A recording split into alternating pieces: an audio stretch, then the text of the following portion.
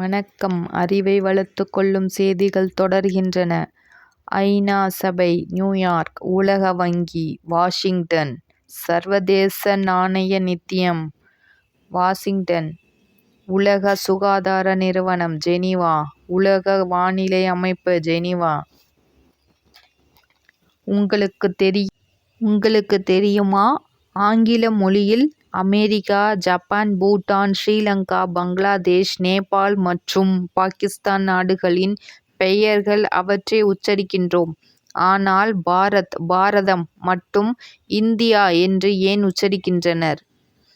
உங்களுக்கு தெரியுமா இந்தியாவின் விரிவாக்கம் என்னவென்று? ஆக்ஸ்போர்டு டிக்ஷனரியின்படி இந்தியா என்பதின் பொருள் I independent, N for nation, D for declared, I for in, A for August. இத்துடன் அறிவை வளர்த்துக் கொள்ளும் செய்திகள் நிறைவடைகின்றன. நன்றி.